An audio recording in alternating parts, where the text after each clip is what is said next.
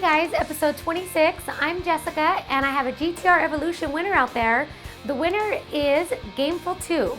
We randomly chose the winner and it was comment number 25, conveniently for our 25th episode. Thanks for all the comments out there and please keep them rolling in. Before we get going, I would like to announce our missing winner from episode 24. And his name is, or screen name is Gappy. He was the 70th subscriber to our YouTube page, and congratulations to you out there. This week's top story is our review of the PlayStation 3 Driving Force wireless wheel. Then we have some VWTCC news and onto some Mod Squad news. Before we continue, this segment is sponsored by Viva Media.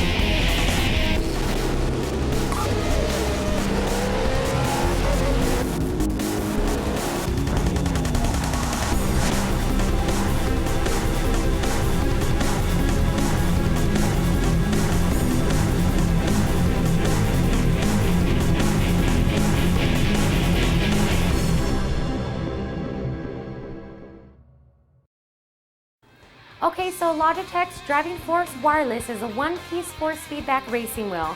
It retails for around 90 bucks, and we've seen that on Amazon.com and Buy.com as well. It is available now for purchase, and it's compatible with the PS2 and 3, and also the guys have learned that it works with the PC as well. Logitech claims that this wheel will create bumps, crashes, and traction loss. It has built-in gas and brake controls, and it conveniently rests on your lap. So let's see if this Driving Force wireless wheel stands up to what Logitech says has jaw-dropping realism, and is it really that convenient? Darren and Sean are both checking it out, they're putting it through its paces, and they're going to do a full review on this. So let's catch up with them and see what they have to say about it.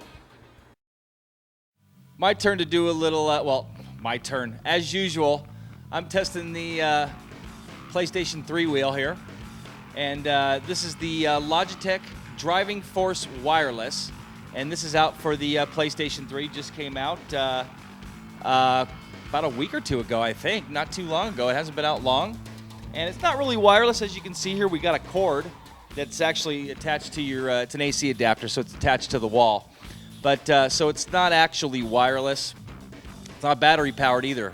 Hook it up with a little USB dongle. I'll show it to you later up close. But as you can see here, it's got lots of buttons. Lots of PlayStation 3 buttons here.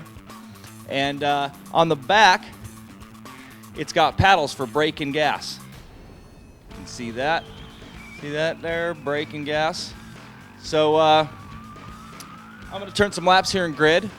And I've turned some laps in Gran Turismo 5. And I'll tell you, I've come up with some scores. And I'll go over each one of those. And come up with an overall for the PlayStation 3 here. So here's my review of the PlayStation 3 wheel, Logitech Driving Force Wireless, and here we go.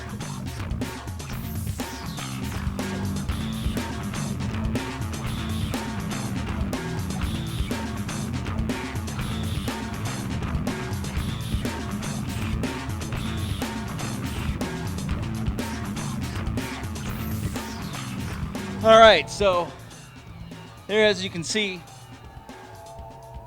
if you can see really closely there, the thing's flopping around a little bit on my lap here. I'll put it up in view here while I'm talking so you guys can have a good look at it. I'm going to talk about some of the pros and cons of this thing before I get into my ratings.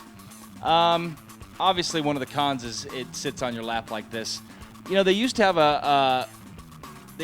one that sat between your legs, and it was kind of awkward as far as a PlayStation 2 wheel went. There was a blue wheel. I don't know if any of you have ever seen that. But this one sits on your lap, as you can see, and really kind of flops around. So that's definitely a disadvantage right off the bat. Another thing is getting used to driving with paddles. for gas and brake. Once you do it, it's pretty cool. For somebody that's handicapped, this is awesome. This is a really cool wheel. I'd actually recommend something else that's a little more sturdy, but this is really cool. I mean, somebody that's handicapped could pull right up on their wheelchair and stick it right on their lap, and they'd be racing as long as they're, paraplegic. And I actually know somebody that is, so he would love this. And it isn't wireless, like I mentioned. But it's a pretty good wheel. The force feedback is not as strong as, say, a Driving Force GT or a G25. It's definitely not as strong. But it's got a good feel to it as far as the force feedback goes. And it's compatible, plug and play. That's one of the things I love. I have a love-hate relationship with this wheel. I was telling Sean the other day. I love it because it's just plug and play. You can just sit anywhere and race. But I can't. I mean, if you were watching me race there, it's really tough to be consistent. The physics and grid are not the best. And we've tested this thing in everything. We tested it in iRacing. We tested it in R Factor. We tested it on the PlayStation 3, obviously, with Grid, Gran Turismo 5. I think we even I didn't boot up NASCAR, but so I mean, I drove the truck with it the first day I got it, the Euro Truck Simulator. So it's what I love about it is the fact that it's such a plug and play wheel. But again, what I don't like about it is that it's so wobbly on my lap. I mean, for a diehard sim racer, if you just want to pull out a wheel and race on a PlayStation 3 with, no hassle, no worrying about the pedals, then it's great. Somebody just getting started in sim racing, I think you can get them for $89 at Amazon, I believe, and buy.com or something like that. But it's a pretty good wheel. Diehard sim racer, step it up another $50, and you got the Driving Force GT, which has pedals. And I'll tell you right now, I'm a lot faster with the Driving Force GT on Gran Turismo 5, on Grid, and of course on the PC Sims. So, but it's a fun wheel. So there's my take on it. Now I'm going to roll some more footage of me racing here and go over my scores.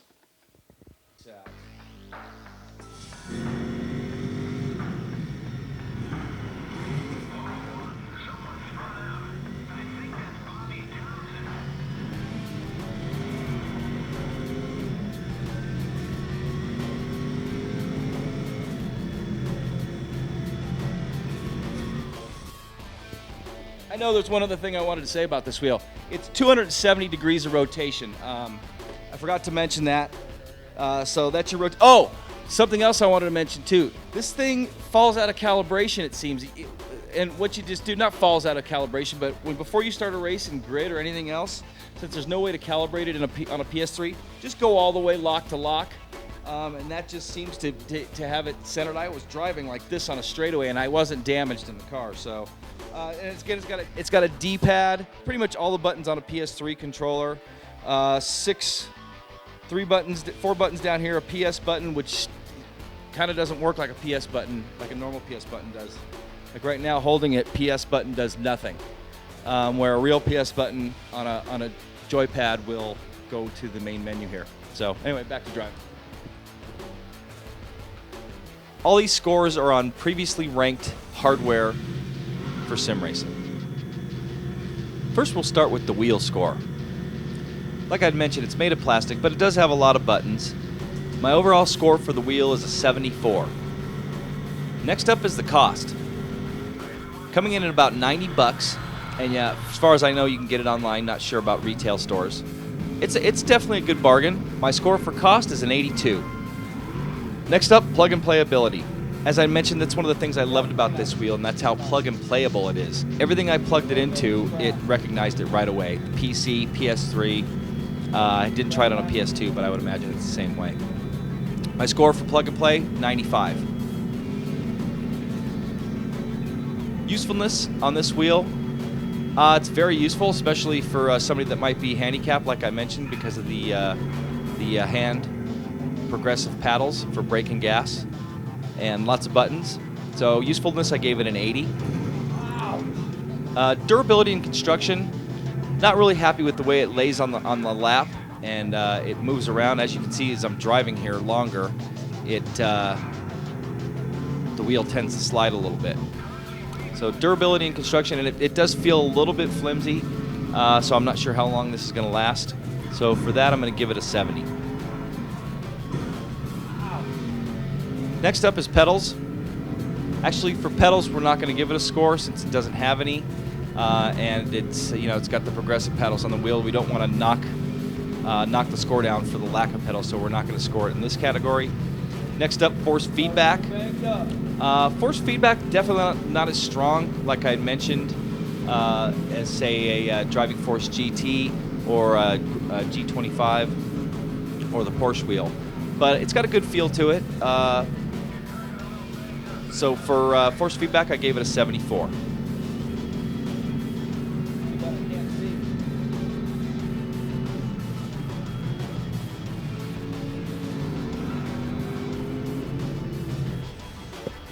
All right, one other thing I want to say here while I'm racing, it really takes some getting used to with those hand pedals. I don't know if you can't tell, and if any of you haven't tried grid, you're gonna be saying, oh, it's just an arcade game, he's just pushing buttons. But you know what? I'm having to really feather that gas and brake to stop that thing from spinning. You saw how easy that car spun out. The physics in grid, I'll just say it right now, they're definitely NASCAR 2-ish, where the car's kind of on a pivot point, it seems. But they're still fun to drive, and you see the damage, and the graphics are incredible here. But anyway, that's not what this is about. The wheel, back to the wheel. It just takes some getting used to those hand paddles. And as you can see, I've gotten used to them. But at first, I was just using them as an on-off switch. But you definitely gotta. They're progressive paddles. They're not on-off switches. So I don't know if you guys can see that. They're progressive, but you got to get used to them. So back to racing. As you can see, I'm not doing too good. My windshield's pretty busted. And for mounting, the mounting score, since you don't really mount it to anything, we're not going to score it in that category either. So that makes it 6 categories with an overall score of 79.2.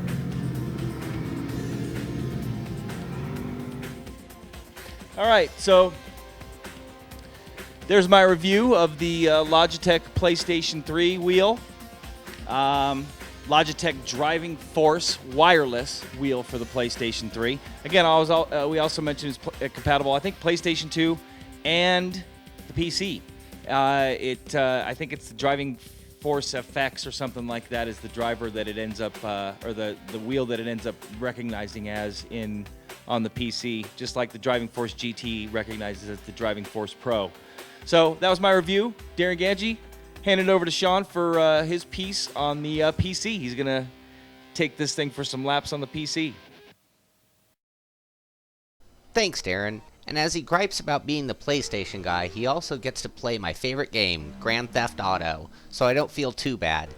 Well, since Darren and Jessica have given you all the details on the wheel, I'm just going to get right to scoring it on the PC, despite it not being a PC wheel.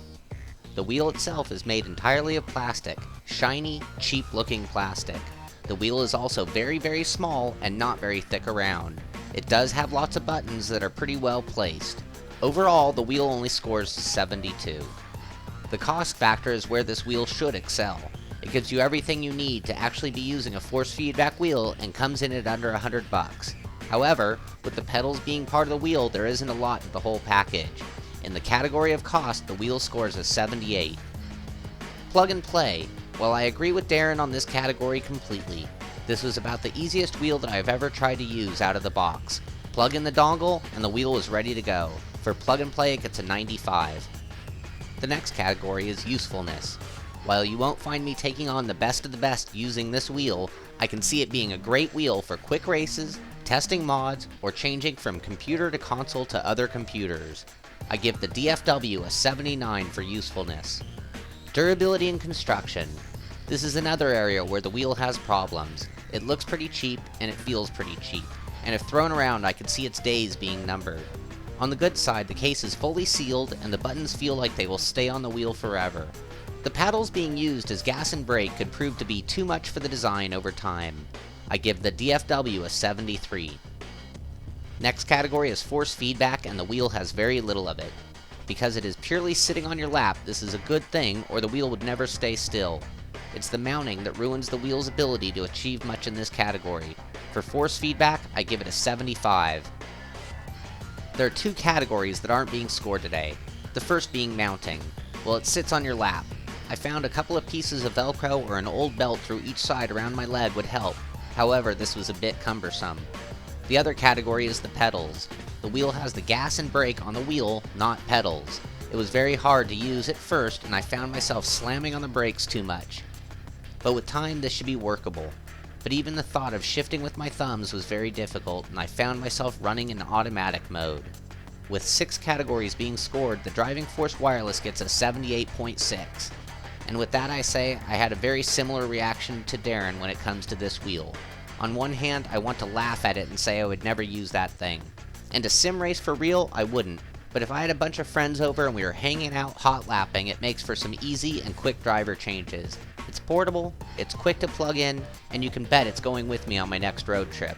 I'm Sean Cole for Inside Sim Racing. Back to you in the studio, Jessica. Thanks guys for the review on that wheel. I actually got to check it out myself and had a lot of fun playing on that Gran Turismo. We do need to take a quick commercial break, and when we come back, I will cover some VWTCC news.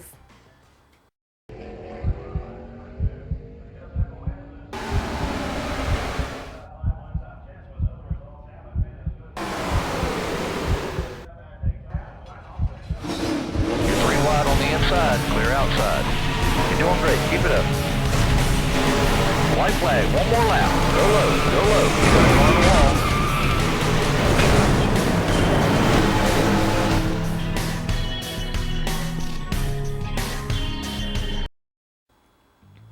We're back and on to some VWTCC news. The third semifinal of Brno was won by Nils Njuks. He beat his fellow BMW driver to the finish line with confidence. He is now the second driver to score the Yokohama Prize, a set of new Yokohama tires. Njuks tried them on his car and he mentioned that he was very happy with the new set. They really have more grip than the standard tires and it's good fun, as stated by Njuks. He also mentioned that he had just bought new rims and that the new tires completed them perfectly. Here's a picture of him next to his Audi. Last weekend, there was more close racing action than previous events. Could this possibly be due to the fact that BMWs are now assigned 50 kilograms of added weight? In the first race, Karsten Harenbaum took the lead in his BMW during lap 1 and was unseen again until he crossed the finish line. Right behind him, Roman Meyer, working towards the first COP podium in 3 months. The battle for third was close, but owned by Matthias Belinsky, who took the last podium spot in his BMW. He went on to race 2 and has his chance of making it to the finals. Race 2 was led by Earl Cott, who took the leading position in his BMW, which made this the second win for BMW that day and secured a position in the season finals. Behind him, Meyer fought his way through the field, ending his march forward in another second place. This proved enough for Meyer to get away with the overall victory of the semi-final and that brand new set of Yokohama tires. That leaves one last spot open and it was claimed with effort. Horvath picked up a stop-and-go penalty and lost his chances to proceed, and Heidel taking third place and scored a podium for Chevrolet, a rarity for this season. So Meyer, Hornbaum, and Earl Cott are now added to the grand finale roster, which now consists of 12 drivers total. This weekend, we will see who will make it to the 5th semifinal to be held at the circuit of Mantorp in Sweden during the STCC finals. Okay guys, going on right now, started last Monday, September 8th until Friday, September the 26th, VWTCC will be open for one final ranking period. This time, drivers will exchange their VWTCC cars for the Chevrolet Lacetti of the WTCC Extreme Class. They will attempt to set fast lap times at the historic Nordschleife of the Nürburgring. On that Friday, September 26th, doors will close and the ranking freezes. The fastest driver on the ranking will win one of 16 spots in the VWTCC Grand Finale and the Circuit of Monza, Italy. This is held on the 4th of October, by the way. Numbers 2 and 3 will also get a ticket to the finals as backup drivers, and the winner of this Grand Finale will win a customized Chevrolet HHR with LPG installation. Requirements for this competition: please have the latest version of Steam and a copy of GTR Evolution. Go to v-wtcc.com for more information. Next up, we got the Mod Squad. Okay, and in this episode of the Mod Squad, we talk about the CTDP 2006 Formula One mod, as well as the 1995 kart mod from IDT Simulations. The Cars and Track Development Project, or CTDP, already has their 2005 Formula One season on the R-Factor Central Hall of Fame list. Looks like they weren't satisfied there. This is one of the few mods that comes along and really turns R-Factor into a standalone simulation. In this case, it's the 2006 Formula One season. I honestly did not have this mod for enough time to give it a complete shakedown, so I'll touch on some of the very cool features I've come across. First off, this is one of the most incredible mods or sims I've ever driven. It definitely ranks right up there with iRacing, GTR Evolution, ARCA, Live for Speed, and all the other sims that have great physics and great force feedback. But first off, before you even boot up R-Factor, they've created this control center where you can select everything from different sound packs, camera angles, as well as loading Real Feel or Leo Bodner's force feedback tweaks, and you can actually dial them in per car here too. The mod comes with all the 2006 high detail models with high resolution textures, including all special liveries from the entire season.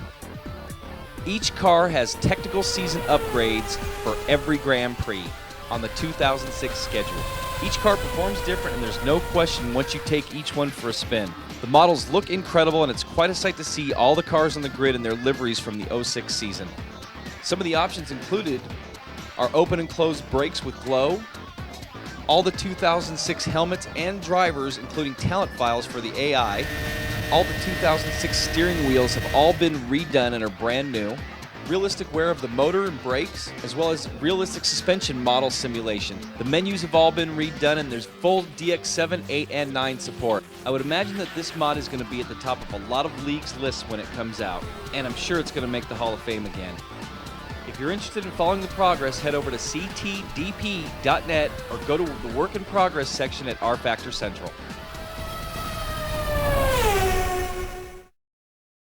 IDT Simulations has long been one of the better modding groups out there for R-Factor.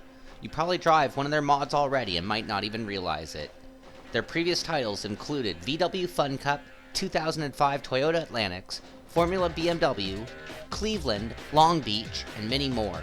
Their latest release brings back an era of American racing that should never be forgotten, the 1995 IndyCar season. The mod features 3 different cars and focuses on the 95 season. They also included the 94 season paint jobs for added selection. And when you are looking through the massive amounts of cars to choose from, you will also come across multiple paint jobs for drivers for certain tracks, including the real 1995 Indy 500 liveries. The mod also includes multiple different chassis authentic to that year. You can drive a Lola, a Renard, or a Penske. Basically, back in 95, take any of those chassis and strap in a Mercedes, Ford, or Buick engine to complete the package. One thing often forgotten by people when trying a new mod are the upgrades available to the mod. Before getting into these cars, it is a good idea to check that you have upgraded to the configuration that you are running, whether it's a road, short oval, or super speedway. These packages will make a huge difference when showing up to the track. Also, the mod has force feedback settings included, including Real Feel. So now that we have our force feedback settings and super speedway package, let's turn some laps. The moment I was in the car of my 95 Lola, I got a smile. Sitting in the cockpit, I see some great carbon fiber work, a dated but realistic wheel, good mirrors, realistic dash, and outstanding tires.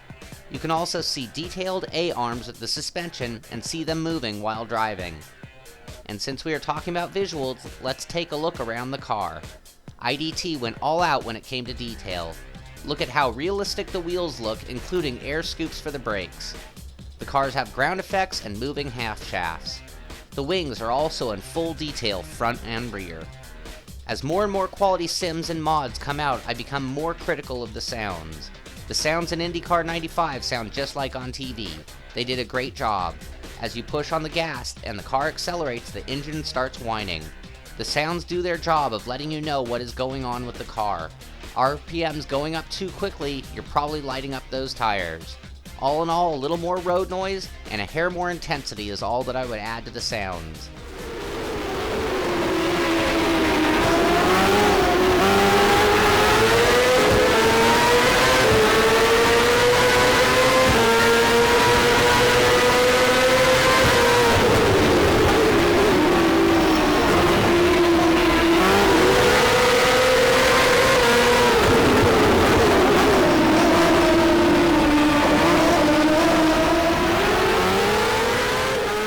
Now let's move on to how these bad boys drive.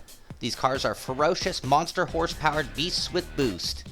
You will need to be extremely good with throttle control to get the most out of them. As you master the car and start flying around your favorite track, you will be blown away at how fun and on edge these cars are. Lately, we have been arguing over where do the physics end and the force feedback begins, and with this mod, it has both. The geometry of the car translates into a car that does, as requested, and expected by the driver. The force feedback has been optimized and will enhance the physics of the mod. They felt as much at home on road courses, ovals, or super speedways. In addition to great models, great sounds, great physics, the IndyCar 95 mod has some other great features as well. These cars completely disintegrate upon impact. Flying wheels and suspension, flying wings and side pods as a result of a crash. It makes for some killer replays and will add to any full field race. The other is the tire and wheel modeling. Sitting in the car, the wheels, whether they are sitting still or moving, are insanely good. And beyond that, they are mimicking a year of racing from the peak of my being a fan. So we're looking at the liveries of my heroes, Emerson Fittipaldi, Paul Tracy, Bobby Rahal, and more. If you're an open-wheeled fan, if you love IndyCar from the 90s, if you love cars with adjustable boost, then go get IndyCar 95 by IDT Simulations. This is a top-notch mod. That wraps it up for episode 26 of Inside Sim Racing. I am Jessica Lopez. Please remember to subscribe to our YouTube page if you haven't yet and continue to post those comments. Thanks for watching. See you next week.